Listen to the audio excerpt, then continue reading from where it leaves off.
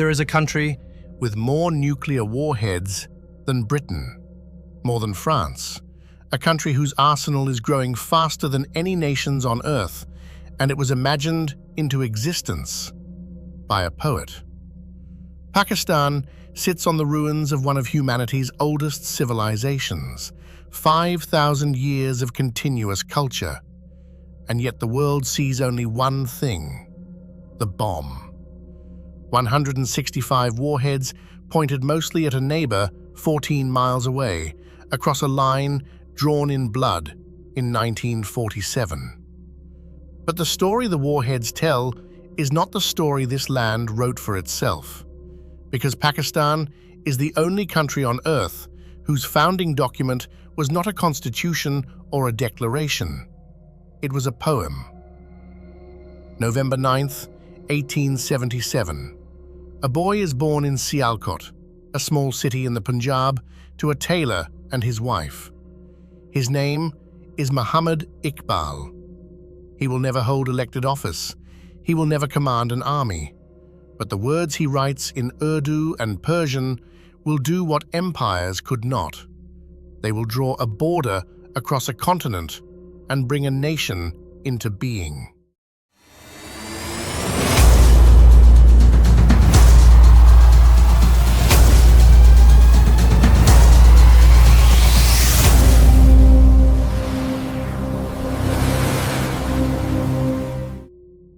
Iqbal grows up in a land thick with verse.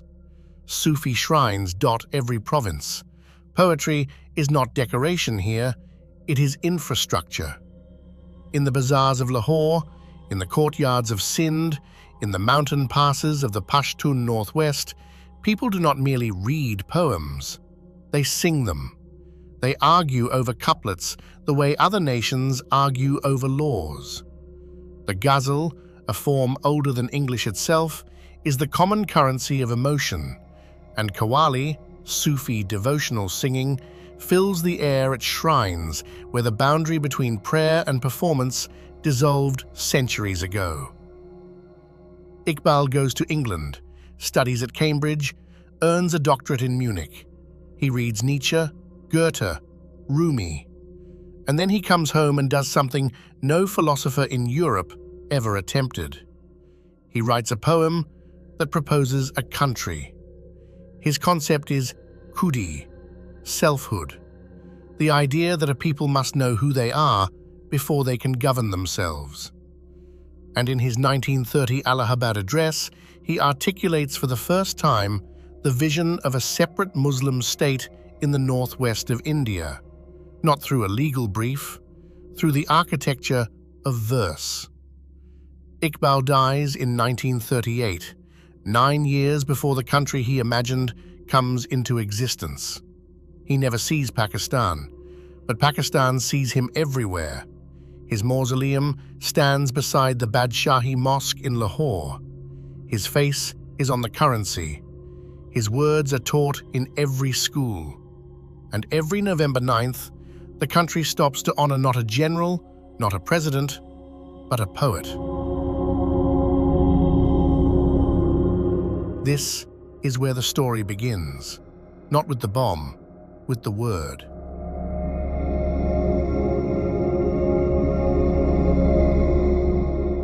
To understand Pakistan, you have to start where civilization itself started, in the floodplain of the Indus River, in what is now the province of Sindh. Mohenjo-daro. The name means mound of the dead in Sindhi, though the people who built it almost certainly called it something else.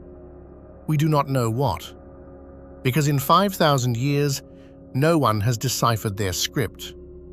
What we do know is this. Around 2600 BCE, while Egypt was raising its pyramids and Mesopotamia was carving its cuneiform, a third civilization was quietly building cities along the Indus. Not small ones. Mohenjo-daro held 40,000 people at its peak. Harappa, 300 miles north, held a similar number. Together with hundreds of smaller settlements, they formed the Indus Valley Civilization, the most geographically widespread of the ancient world. And they built it differently. The streets of Mohenjo-daro were laid out on a grid. The houses had indoor plumbing. A sophisticated drainage system ran beneath the city, covered brick channels that carried wastewater away from homes and into larger municipal drains. This was not improvised, this was engineered. The Great Bath, a large waterproofed pool at the center of the citadel, is one of the earliest known public water structures. Scholars debate whether it was for ritual purification or civic bathing. Either way, it tells us something about priorities. These were people who valued cleanliness, order, and collective infrastructure.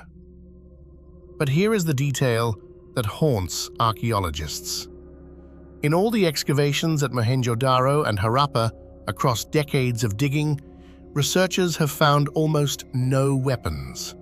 No swords, no shields, no evidence of a standing army. The granaries are enormous. The measuring weights are perfectly standardized across hundreds of miles, but the instruments of war are largely absent.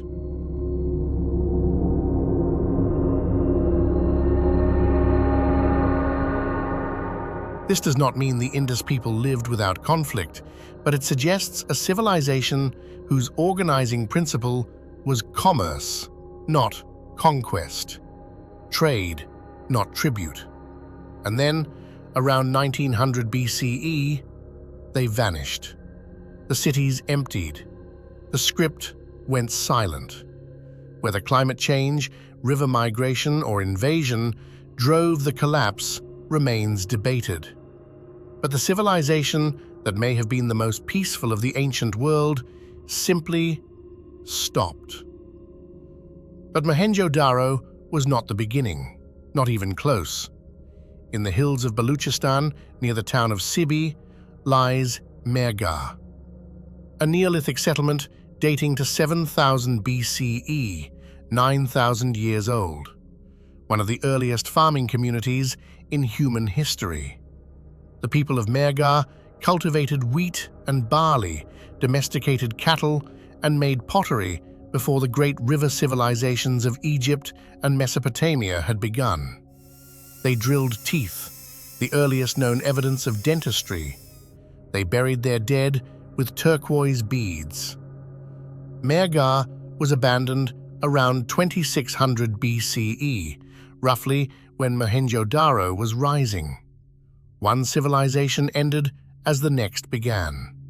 The continuity is the land itself, the Indus floodplain, the same soil, the same seasons.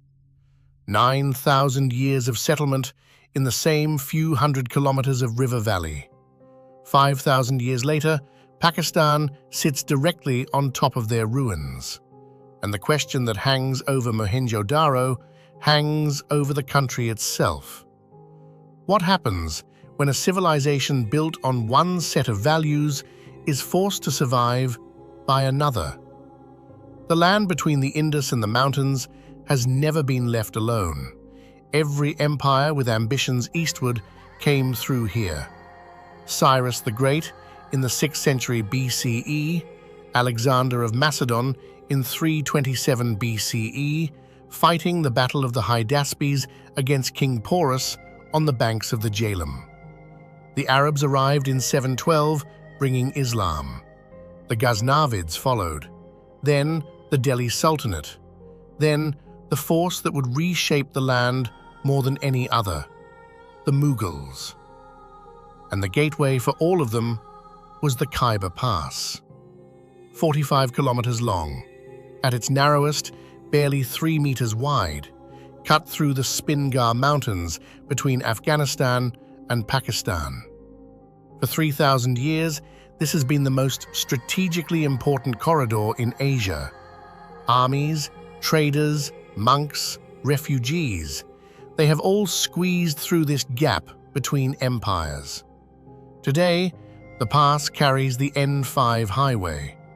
Trucks painted in dazzling geometric patterns, Pakistan's famous jingle trucks, grind through the same defile where Alexander's cavalry once rode. The trucks are works of art in themselves, hand-painted over months. Birds, flowers, jets, mosques, landscapes, every surface covered. A tradition that began in the 1920s and has become one of Pakistan's most recognizable cultural exports.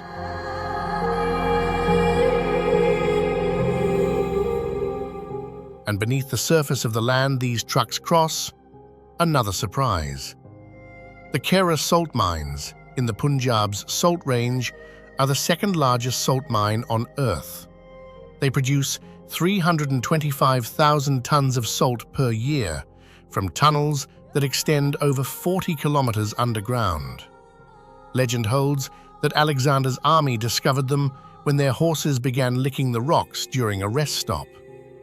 Inside the mines, workers have carved a small mosque from salt blocks. There are miniature replicas of the Great Wall of China and the Badshahi Mosque, sculpted entirely from pink Himalayan salt. The mines has been in continuous operation for over 2,000 years. But it was the Mughals who left the deepest mark.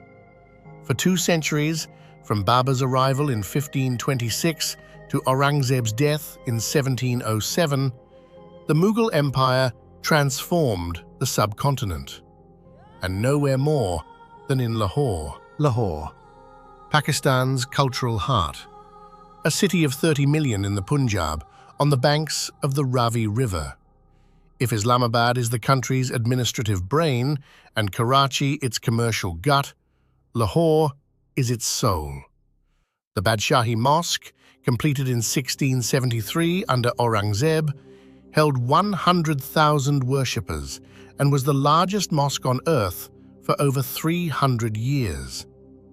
Red sandstone and white marble. A courtyard so vast it has its own weather. The Wazir Khan Mosque, older by 3 decades, is smaller but more intricate. Its faience tilework ranks among the finest in the Islamic world. Commissioned by the same governor who served the emperor who built the Taj Mahal. But Lahore's truest monuments are not made of stone. They are made of sound. The mushaira, the poetry gathering, has been a fixture of Lahore's cultural life for centuries. Poets recite before audiences who respond in real time, calling out "wah wah" when a couplet lands. This is not polite literary appreciation. This is a contact sport. Reputations are made and destroyed in a single evening. The ghazal, the dominant poetic form, follows strict rules. Each couplet must stand alone as a complete thought while also contributing to the whole. It is a form built on paradox, on the tension between containment and overflow, love and loss, and God and wine and the beloved, all tangled together in language that means 3 things at once. And in the Sufi shrines that dot every province, the verse becomes music. The shrine of Shah Abdul Latif Bhitai in Bit Shah, Sindh, an 18th century Sufi poet whose verses are still sung every night by devoted musicians at his tomb, not as a performance, as a practice. Bhitai wrote in Sindhi about the great folk romances, Sassi and Punun, Soni and Mehar, but beneath the love stories lay Sufi theology. The beloved is always God. The longing is always divine. The journey is always inward. This is the tradition that produced Bulleh Shah in Punjabi, Rahman Baba in Pashto, Khawaja Farid in Saraiki, Sachal Samast in Sindhi. Poetry in 7 languages. Sufi verse that crosses ethnic lines and speaks in the common tongue of the seeker. Bulleh Shah, born in 1680, died 1757, is perhaps the most radical voice in the Sufi tradition. A Punjabi poet from Kasur who rejected the authority of mullahs, questioned the rituals of organized religion, and wrote with a directness that still startles. His verses strip the pretense from devotion.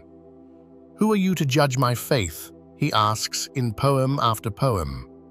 He danced at shrines when dancing was condemned. His own family disowned him. And yet, 3 centuries later, his words are sung at weddings and funerals across the Punjab. Truck drivers in Lahore blast his verses from speakers mounted to dashboards. He is the poet that no institution could contain, and no institution could silence.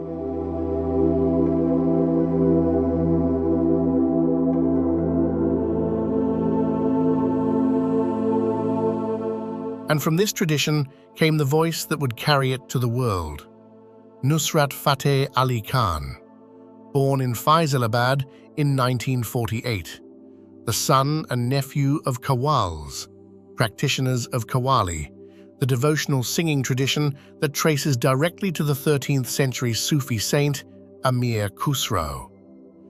Nusrat's voice was enormous, a range that defied vocal categorization. He could sustain a note until the room dissolved. The tradition of Qawwali is older than Pakistan itself by 7 centuries. It began with Amir Khusro in the 13th century, a poet, musician, and scholar at the court of the Delhi Sultanate who blended Persian melodies with Indian rhythms to create something neither tradition had heard before. The form is built on repetition. A line is sung, then sung again, then again with variations, with rising intensity, until the meaning is not understood, but felt. The clapping accelerates, the harmonium drones, and the singer reaches for the note that is supposed to be unreachable, the note that, in Sufi theology, bridges the distance between the human and the divine. Nusrat understood this architecture instinctively. His performances could last 4, 5, 6 hours. A single phrase repeated 200 times, each iteration slightly different, until the audience had traveled somewhere they could not have reached through words alone. In the 1980s and 90s, he brought Qawwali from the shrine courtyards of Pakistan to concert halls in Paris, London, New York. He collaborated with Peter Gabriel, Eddie Vedder, Michael Brook. He recorded over 120 albums, and when he died in 1997 at the age of 48, the world lost perhaps the greatest vocal artist of the 20th century. But in Pakistan, he was more than a musician. He was proof. Proof that the country's deepest export was not weapons. It was the sound of someone trying to reach God. There is another sound, quieter but no less consequential. The sound of a pen on paper in a prison cell.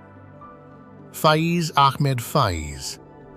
Born in Sialkot in 1911, the same city as Iqbal, trained as a poet in the classical tradition, served as an officer in the British Indian Army during World War II, and then, in the new Pakistan, became the country's most dangerous writer. Faiz wrote about love, but in his hands, love was inseparable from justice. The beloved was also the revolution. The dawn was also liberation. His most famous poem, Lazim hai ke hum bhi dekhenge, We Shall See, became an anthem of resistance that transcended Pakistan's borders entirely. In 1951, he was arrested for his alleged involvement in a conspiracy to overthrow the government. He spent 4 years in prison.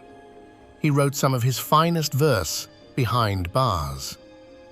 After his release, he continued to write, continued to be watched. He lived in exile in Beirut and London. He was nominated repeatedly for the Nobel Prize in Literature. He never received it. But when Iqbal Bano, one of Pakistan's greatest singers, performed his poem at a Lahore concert in 1985 during Zia's martial law. The audience of 50,000 people rose to their feet and began chanting the words. The military government had banned the poem. The audience sang it anyway. Faiz died in exile in 1984. His body was brought home to Lahore. Thousands lined the streets. The poet the state tried to silence was mourned by the state that could not forget him. North of Lahore, the land begins to rise. The Punjab gives way to the foothills. The foothills give way to some of the most extreme vertical geography on Earth. Pakistan contains 5 peaks above 8,000 meters. K2, the second tallest mountain on Earth, at 8,611 meters, stands in the Karakoram Range in Gilgit-Baltistan. Its fatality rate is nearly 3 times that of Everest. Climbers call it the Savage Mountain. Nanga Parbat, the 9th tallest, earned its own name, Killer Mountain, after 31 climbers died on its slopes before the first successful ascent in 1953. The Karakoram Highway threads through this landscape, 1,300 kilometers from Islamabad to the Chinese border. The highest paved international road on Earth, reaching 4,714 meters at the Khunjerab Pass. It took 2 decades and more than 1,000 lives to build. Landslides still close it regularly. At the Khunjerab Pass sits the world's highest ATM machine, operated by the National Bank of Pakistan. It is frequently out of cash. Below the peaks, in the Hunza Valley, apricot orchards line terraced hillsides. The Hunza River runs jade green with glacial melt. Communities here have maintained irrigation systems for centuries, channels carved into cliff faces to direct snowmelt to fields. The people are Ismaili Muslims, followers of the Aga Khan. Their culture is distinct from the Sunni majority that dominates the plains. In Hunza, women participate openly in public life, education rates are high, and the rhythms of the mountain dictate everything. Further west, in the Chitral district, the Kalash people maintain a culture that predates Islam in the region by millennia. Roughly 4,000 individuals live in 3 valleys: Bumbaret, Rumbur, and Birir. They practice a polytheistic faith, celebrate harvest and spring festivals with music and dance, and have preserved traditions for over 2,000 years.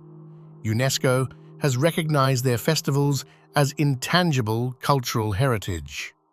Their existence is a reminder that Pakistan's identity is not singular. It is layered. And at Shandua Pass, at 3,700 meters in the Hindu Kush, the highest polo ground on Earth, hosts an annual tournament that has been played since 1936. Teams from Chitral and Gilgit compete on a field with no walls, no helmets, no formal rules beyond the ancient ones. Folk musicians play between chukkers. Spectators line the hillsides. It is sport as it was before television, raw, local, and tied to the land that invented it. At the southern end of the country, where the Indus finally empties into the Arabian Sea, sits Karachi, Pakistan's original capital, its largest city. 20 million people compressed along the coast. Karachi is everything Pakistan is at once: Sindhi, Pashtun, Punjabi, Muhajir, Baloch. Every ethnic group in the country is represented here, and the friction between them has periodically erupted into violence. In the 1990s, political killings became so routine that the city earned a grim reputation as one of the most dangerous on Earth. That era has largely passed, but the scars remain.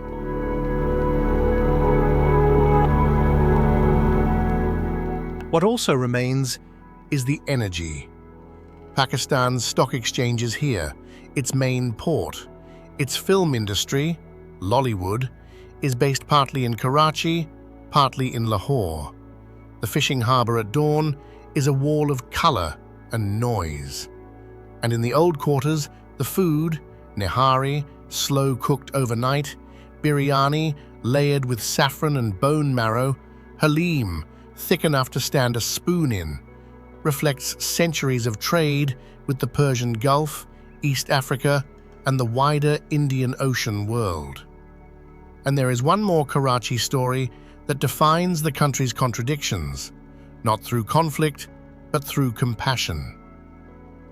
Abdul Sattar Edhi, born in Gujarat, British India, in 1928, migrated to Karachi after partition with almost nothing. In 1951, he opened a single-room dispensary in the city's poorest neighborhood.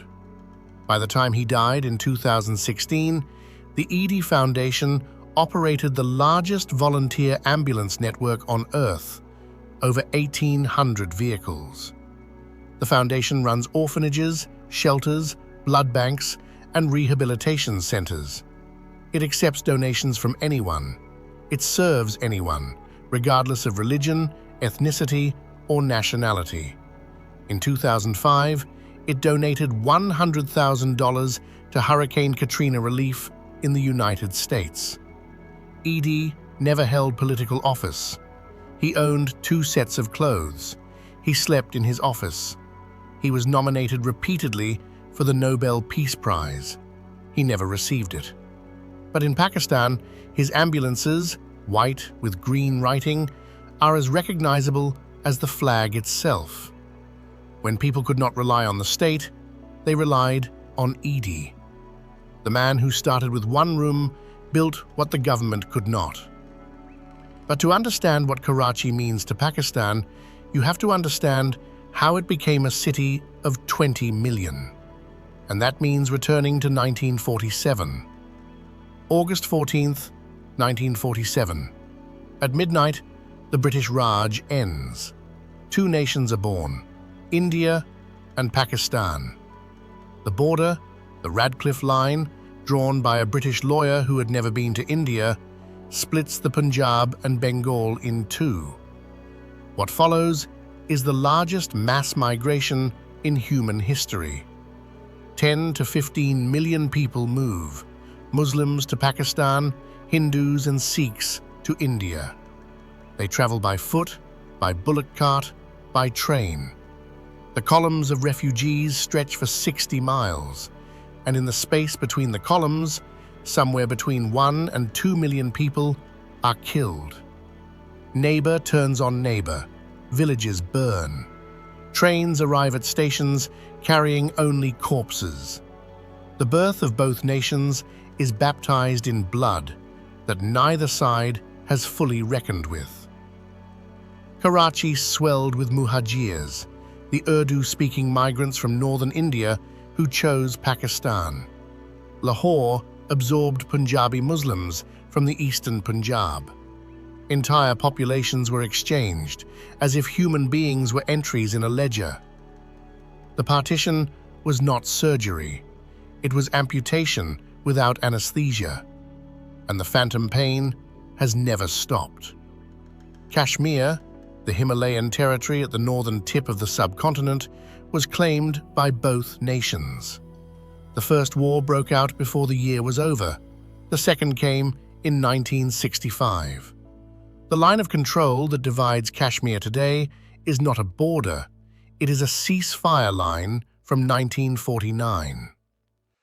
Pakistan's national identity crystallized around 2 things after partition: Islam and the threat from India.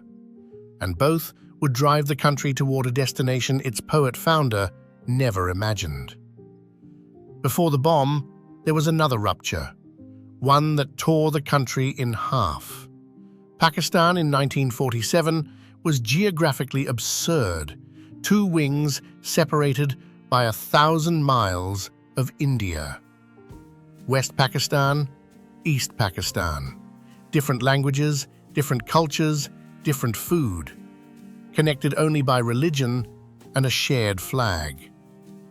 West Pakistan dominated. The military, the bureaucracy, the economic levers, all controlled from the Western wing. East Pakistan, home to the Bengali-speaking majority, was treated as a colony within the nation.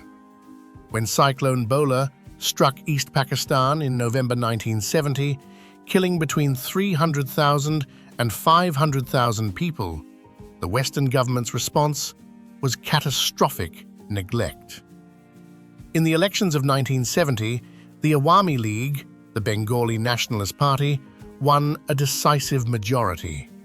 West Pakistan refused to transfer power. In March 1971, the Pakistani military launched Operation Searchlight. What followed was systematic.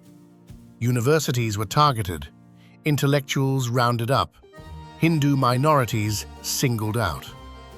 Over the course of 9 months, the Pakistani military killed an estimated 300,000 to 3 million Bengali civilians. The numbers remain bitterly disputed, but the scale is not. India intervened in December. On December 16th, 93,000 Pakistani soldiers surrendered. East Pakistan became Bangladesh. Pakistan lost half its population, half its territory. The humiliation was existential. And from that humiliation, one man drew a single conclusion. Zulfikar Ali Bhutto, lawyer, aristocrat, foreign minister, then prime minister. Bhutto understood in the wreckage of 1971 that international alliances were worthless. The United States, Pakistan's Cold War patron, had not intervened. The United Nations had not intervened.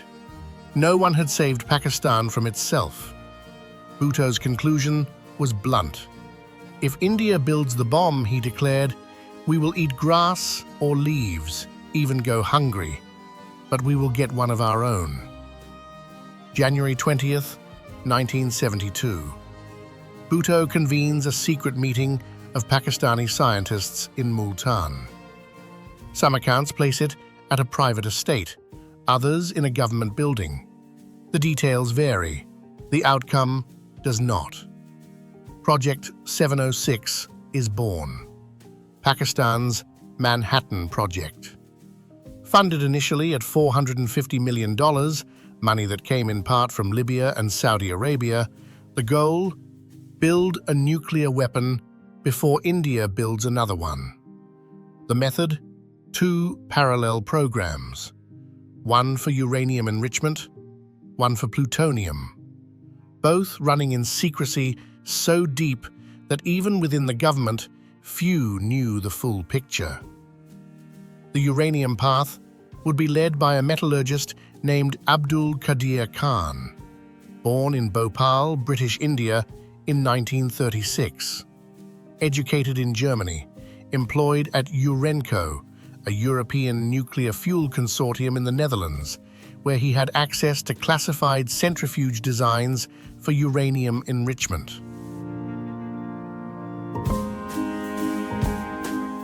In 1975, Khan returned to Pakistan.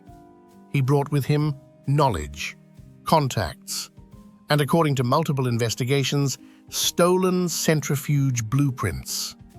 He was given control of a facility in Kahuta, east of Islamabad.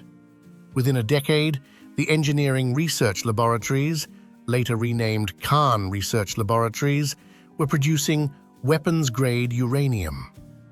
The plutonium path, led by Munir Ahmad Khan at the Pakistan Atomic Energy Commission, was slower, more indigenous, and less publicized. But it was Munir Khan's team that would develop the actual weapon design.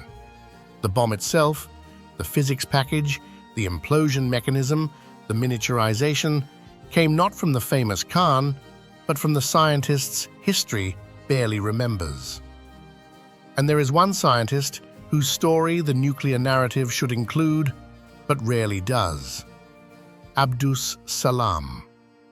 Born in Jang, Punjab in 1926, a theoretical physicist of extraordinary ability. At the age of 14, he scored the highest marks ever recorded on the matriculation exam in the University of Punjab's history. He studied at Cambridge. He taught at Imperial College London. And in 1979, he became the first Pakistani and the first Muslim from any country to win the Nobel Prize in Physics for his work on electroweak unification theory. He should be the most celebrated scientist in Pakistan's history. He is not, because Abdus Salam was Ahmadi, a member of a Muslim sect that Pakistan's parliament declared non-Muslim in 1974 under Prime Minister Bhutto, the same Bhutto who launched the nuclear program. Ahmadis face legal persecution in Pakistan. They cannot call themselves Muslim. They cannot call their places of worship mosques. Salam spent most of his life abroad. He founded the International Center for Theoretical Physics in Trieste, which has trained thousands of scientists from the developing world. He never stopped calling himself Pakistani. He never stopped calling himself Muslim. But when he died in 1996, his gravestone in Rabwa, Pakistan, originally read, First Muslim Nobel Laureate. The government ordered the word Muslim removed. The stone now reads simply, First Nobel Laureate. A country that imagined itself through poetry erased the identity of its greatest scientist because his faith did not fit the definition the state had chosen.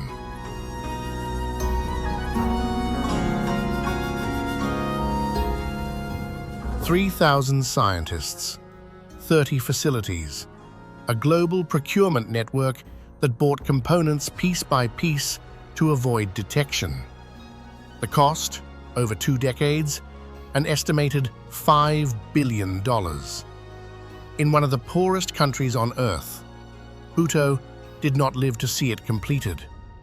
In 1977, General Zia-ul-Haq overthrew him in a military coup.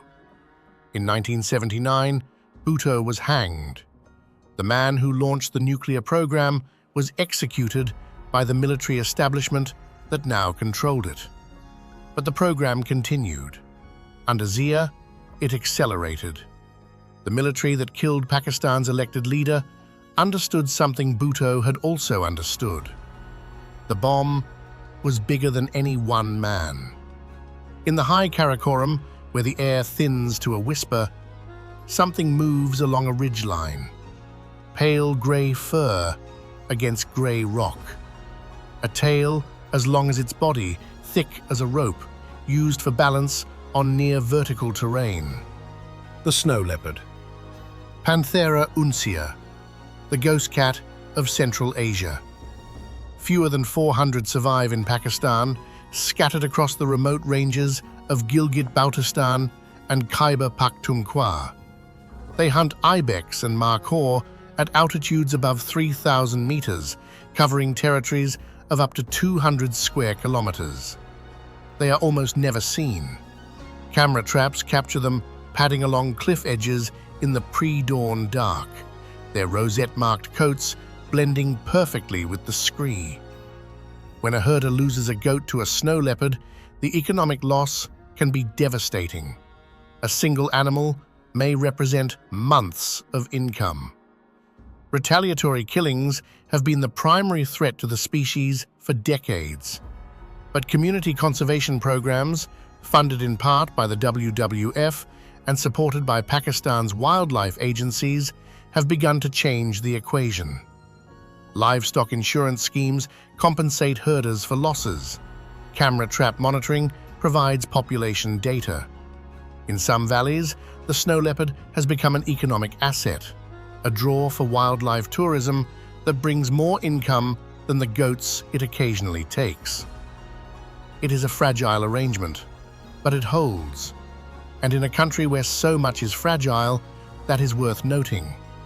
The southern and western reaches of Pakistan tell a different story than the peaks of the north.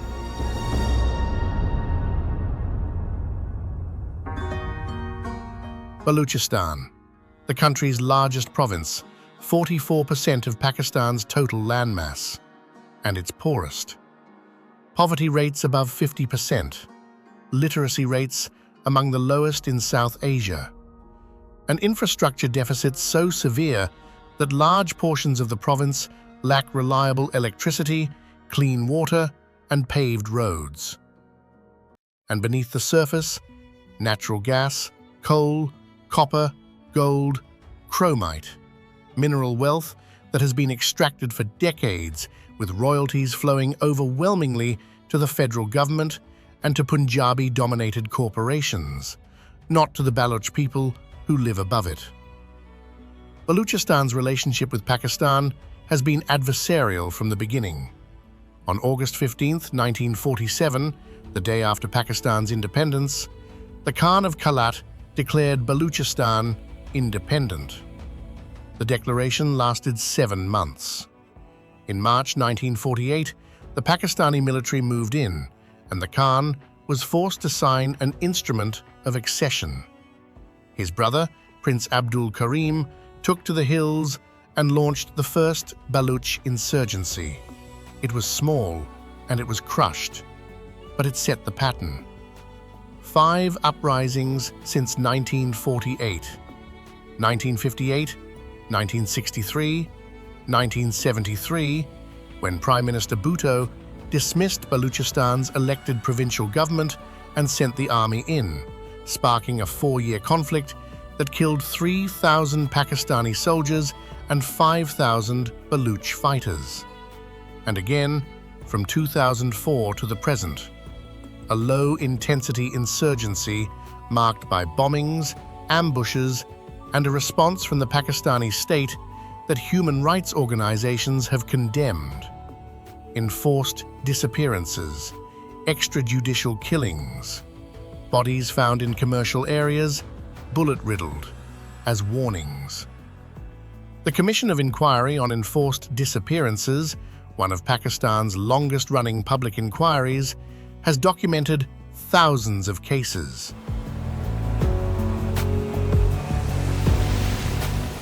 And here is the detail that the nuclear narrative never mentions. The Rasko Hills, where Pakistan detonated its nuclear devices in 1998, are in Balochistan, the Chagai district.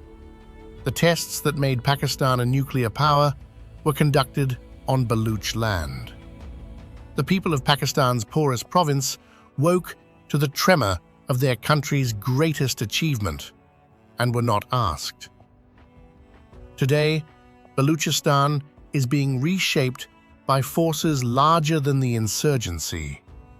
The China-Pakistan Economic Corridor, CPEC, is a $62 billion infrastructure project that aims to connect China's western provinces to the Arabian Sea through Gwadar, a deep-water port on Balochistan's Makran coast.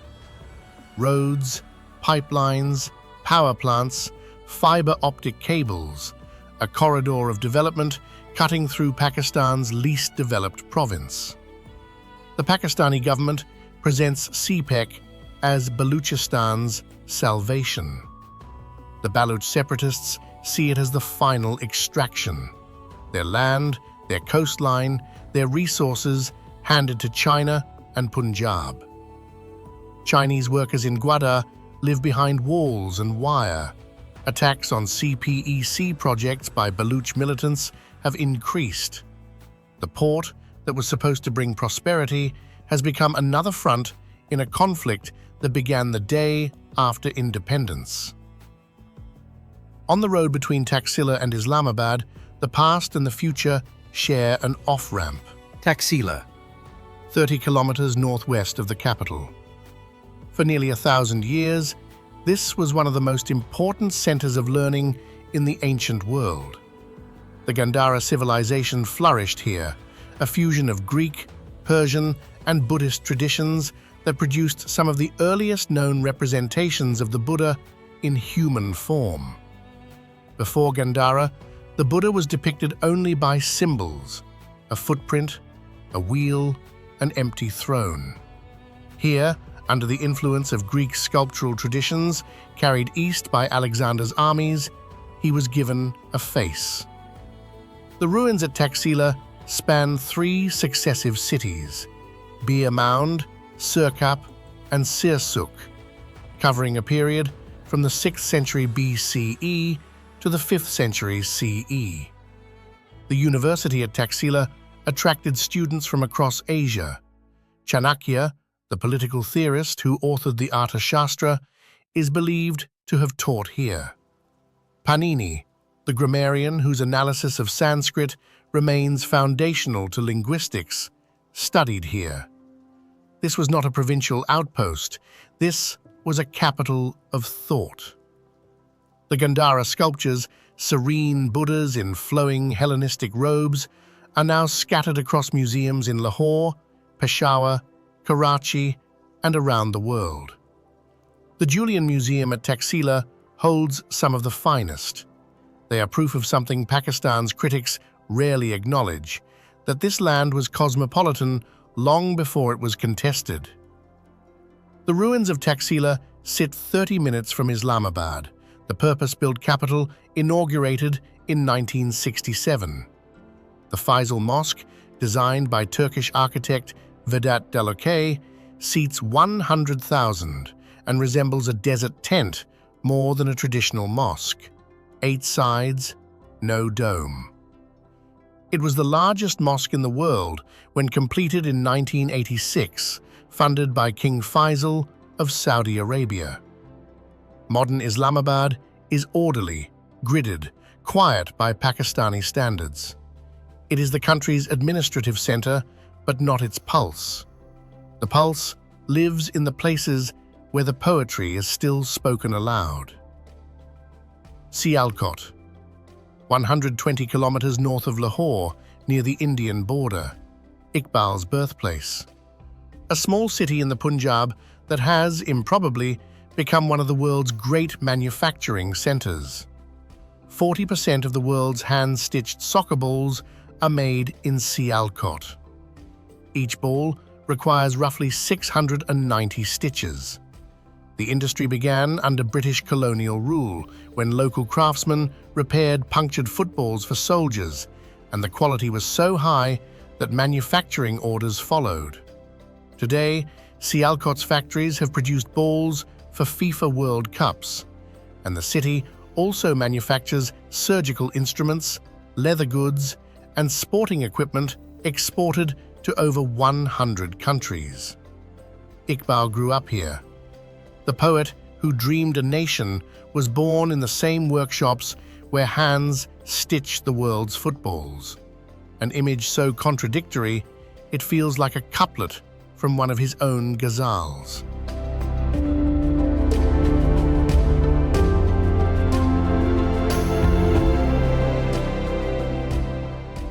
May 11th, 1998. India detonates 5 nuclear devices at Pokhran in the Rajasthan desert. Operation Shakti. The Indian Prime Minister declares India a nuclear weapons state. In Islamabad, the pressure is immediate and immense. The street demands a response. The military demands a response. The scientific establishment, which has spent 26 years building toward this moment, says it is ready. The United States urges restraint. President Clinton offers economic incentives, sanctions relief, aid packages. Do not test, Washington says. The world is watching. May 28th, 1998. 2:17 in the afternoon. The Rasko Hills, Chagai District, Balochistan. The mountain shudders. A plume of dust rises. Pakistan detonates 5 nuclear devices in a single test, codenamed Chagai-1. 2 days later, on May 30th, a 6th device is tested at the Karan Desert. Chagai-2. Pakistan becomes the 7th declared nuclear state. The first in the Muslim world. Bhutto's promise, made 26 years earlier, "We will eat grass," is fulfilled. The man who made the promise has been dead for 19 years, executed by a general who continued his program. The celebrations in Islamabad and Lahore are enormous. Sweets are distributed. Car horns blare through the night. A Q Khan becomes the most famous man in Pakistan. Monuments to the tests are erected. Chagai becomes a national symbol. But the costs are immediate. The United States imposes sanctions. Japan freezes aid. The Pakistani rupee collapses. The country, already struggling with debt and poverty, sinks deeper. The bomb does not feed anyone. It does not build schools. It does not pave roads in Balochistan. And the story does not end with triumph. It ends with proliferation. In 2004, Abdul Qadir Khan appears on Pakistani national television and confesses to running a nuclear black market. Centrifuge designs, weapons data, and enrichment technology sold or traded to Iran, Libya, and North Korea. The network spanned 3 continents.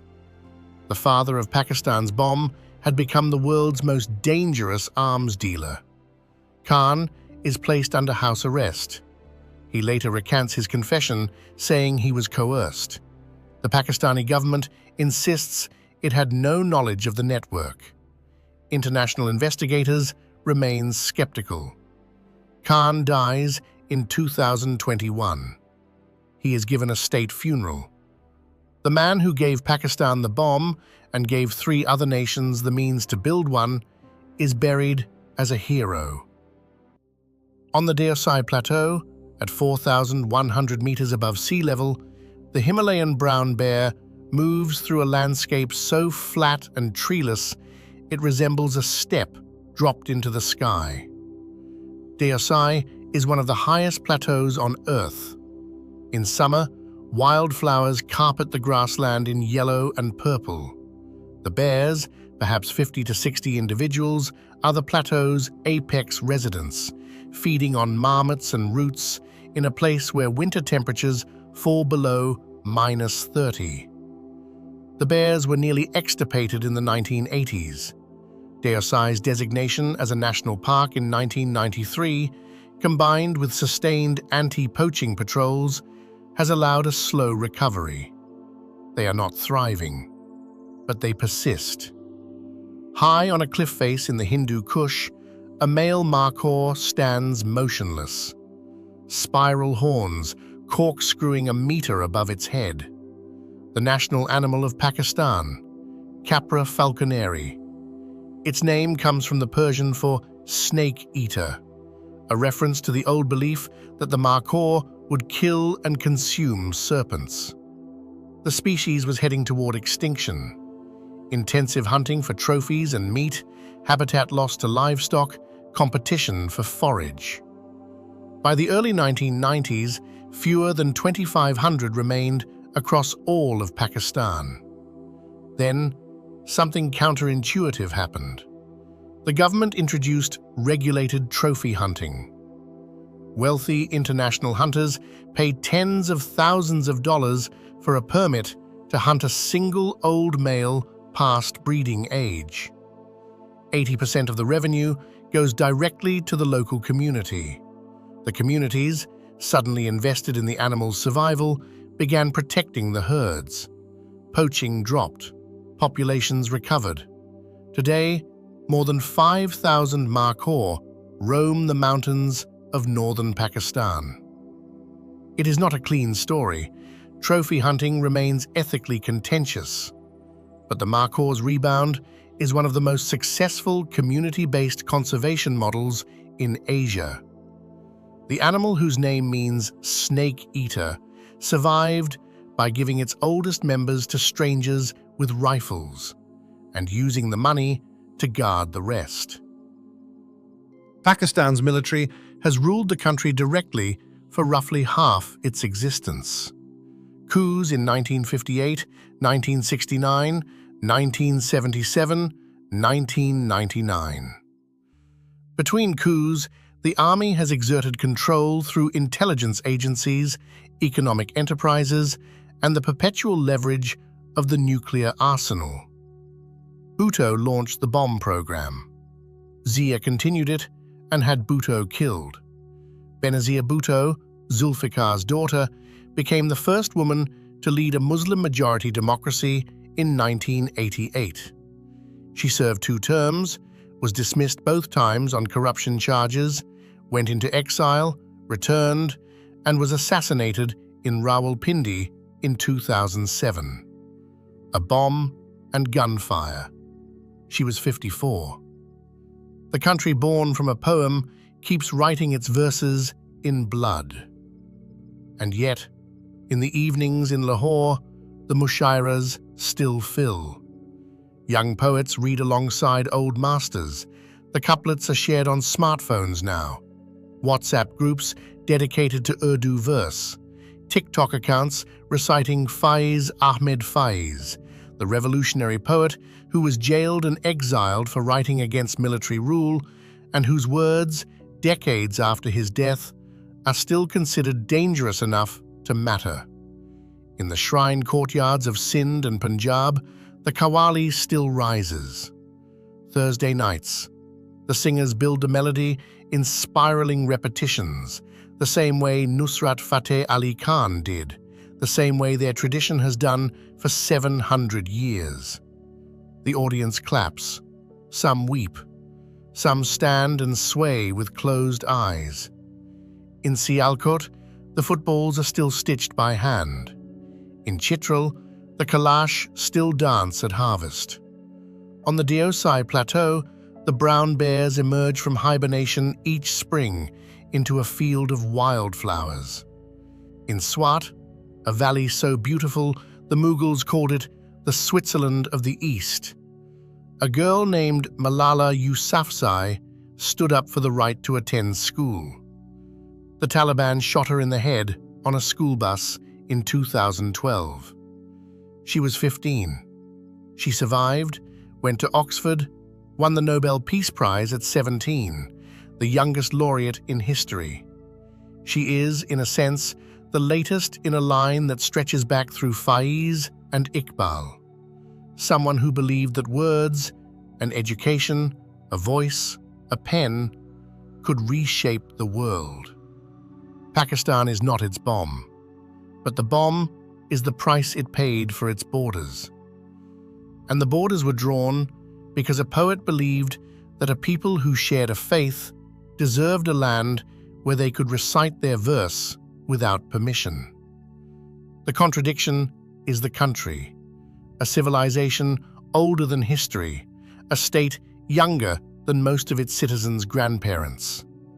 The world's 5th largest population, the world's fastest growing nuclear arsenal, and a tradition of Sufi poetry so deep that the word for God and the word for the beloved are, in verse, the same.